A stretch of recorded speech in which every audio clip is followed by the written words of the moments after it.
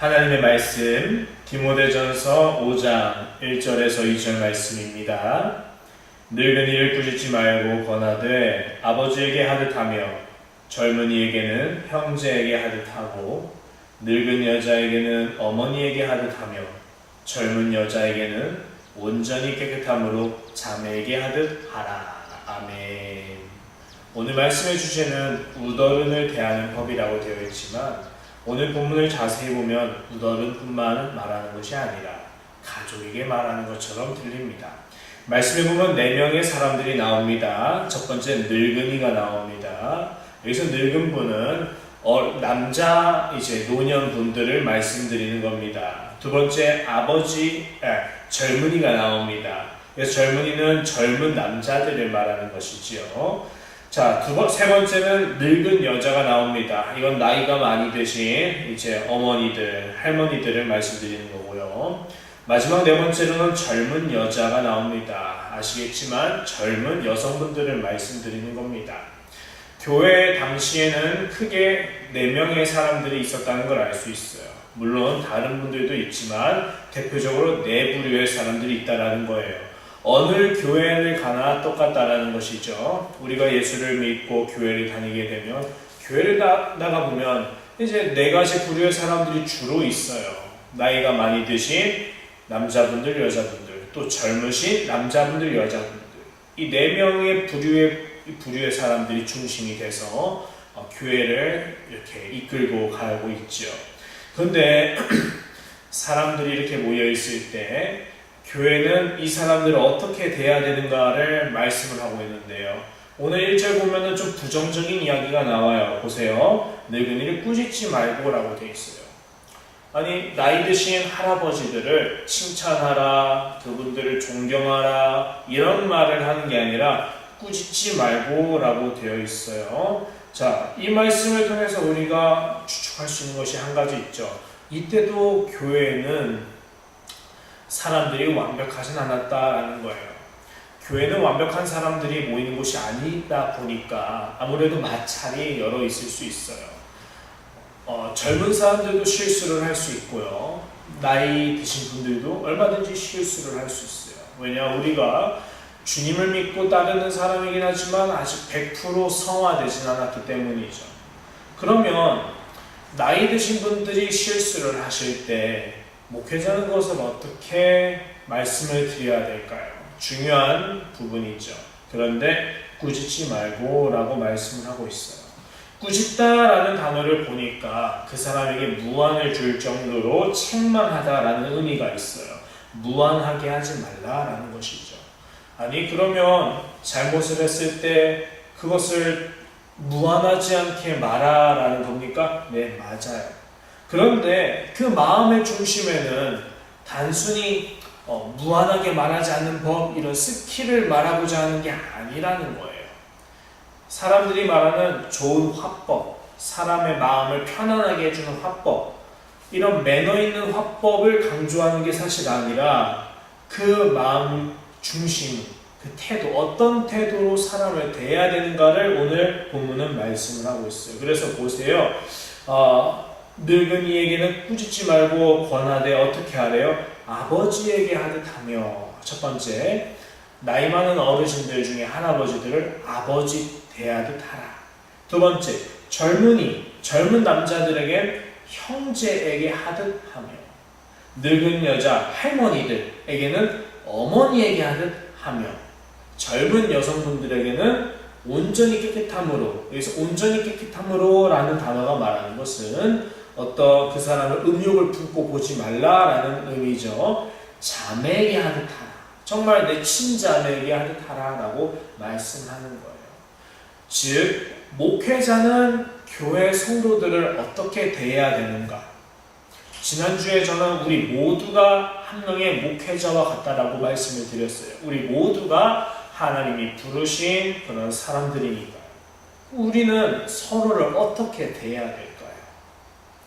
오늘 본문은 분명 말합니다. 아버지에게 하듯 하십시오.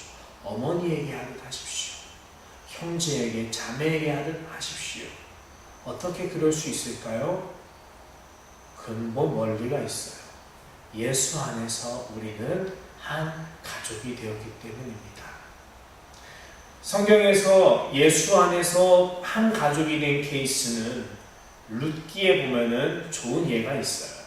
여러분 룻기라는 말씀을 보시면 나오미라는 시어머니가 나와요. 나오미에게는 두 며느리가 있었는데 둘째 며느리가 룻이었던 것 같아요. 그런데 이 두 며느리가 내 아들의 며느리죠. 내 아들의 아내들이죠. 내 두 아들이 다 죽었어요. 내 남편도 죽었어요. 시어머니 나오미는 이제 두 며느리밖에 남지 않았어요. 근데 이 나오미가 두 딸 같은 며느리에게 얘들아 이제 너희 남편도 죽었으니까 그냥 너희 갈 길 가라. 이 엄마 때문에 이 시엄마 때문에 너희 발목 잡히지 말고 그냥 가라 라고 했는데 두 며느리는 간곡히 말리다가 결국 첫째 며느리는 알겠습니다 하고 고향으로 갔고 둘째 며느리 룻은 이렇게 말했어요. 어머니의 하나님이 나의 하나님이 되었고 당신이 이제 내 어머니인데 내가 당신을 떠나 어디 가겠습니까? 당신과 함께 가겠습니다. 룻이 당시의 나이가 뭐 30세도 아니겠어요. 뭐 10대 후반, 20대 후반 그 사이겠지요. 10대에서 20대 사이에 젊은 여자가 과부가 된 거예요. 얼마든지 자신의 새로운 삶을 위해서 떠날 수도 있어요. 그리고 시어머니가 그렇게 원했어요. 그럼에도 불구하고 룻은 자기 시어머니를 그저 홀로 남은 자기 시어머니를 그저 홀로 두고 떠날 수가 없었어요. 왜요? 왜일까요? 피가 섞이지 않은 남이지만 어머니 하나님이 나의 하나님이 되고 하나의 믿음을 갖게 되었고 또 나의 시어머니 즉 내 남편을 통해서 혈연 관계가 돼버린 나의 엄마이기 때문에 당신은 정말 나의 이제 엄마입니다. 피가 안 섞여도 나의 엄마처럼 진정으로 여기는 그런 마음이 룻에게 있었어요. 그런데 룻기의 내용을 보면은 룻기의 결과가 어때요? 시어머니 나오미, 룻, 이 두 사람을 누가 보고 계셨을까요? 하나님께서 보고 계셨어요. 하나님이 이 두 사람을 보고 어떤 마음을 품으셨을까요?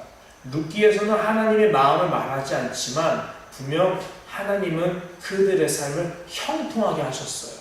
좋은 남편인 보아스를 만나서 룻이 다시 성공하게 하고 룻의 어머니 나오미도 슬픔에서 기쁨이 되게 하는 역사가 일어나죠. 그 가운데 항상 누가 개입하셨어요? 하나님이 계시고 개입하셨다라는 거예요. 무엇을 말씀하는 성경일까요? 룻기는 하나님은 이 룻과 나오미 이 두 사람을 지켜보고 계셨고 이 두 사람의 행실, 선한 행실을 보고 복을 주셨다라고 말씀을 하는 거예요. 오늘 우리에게 적용을 해보세요. 디모데전서 5장 1절에서 2절에서도 교회 할아버지 할머니 또 젊은 집사님들 또 남편분들 주 안에서 서로 형제요 자매요 어머니 아버지 대하듯 하라라는 말씀에는 저는 하나님이 우리에게 복을 주고 싶어 하시는 이면이 있다라고 봅니다. 하나님께서 우리에게 복을 주고 싶어 하시기 때문에 우리가 선한 행실을 하기를 권하신다라는 게 제가 여러분과 함께 나누고 싶었던 주제였어요. 말씀을 맺도록 하겠습니다. 하나님은 그러므로 어떤 분이실까요? 우리 오삼교회는 어떤 공동체가 되어야 될까요? 주 안에서 서로 실수할 수 있어요. 그러나 무한하게 꾸짖는 것이 아니라 아버지와 어머니 대하듯 형제와 자매 대하듯 내 진짜 가족을 대하듯이 친절을 베풀고 사랑을 베풀고 관용과 이해와 용서를 구하고 내가 먼저 용서하고 내가 먼저 사랑하는 그런 태도가 우리 오삼교회 공동체에 넘치길 바라요. 그런 공동체가 된다면 우리가 얼마든지 지켜볼 수 있을 거예요. 무엇을요? 하나님께서 우리를 이런 우리의 모습을 지켜보시고 얼마나 흐뭇해 하실까. 그 흐뭇하신 하나님께서 우리들에게 얼마나 많은 복을 허락하실까. 참 기대가 됩니다. 기도하겠습니다. 사랑하는 하나님 감사합니다.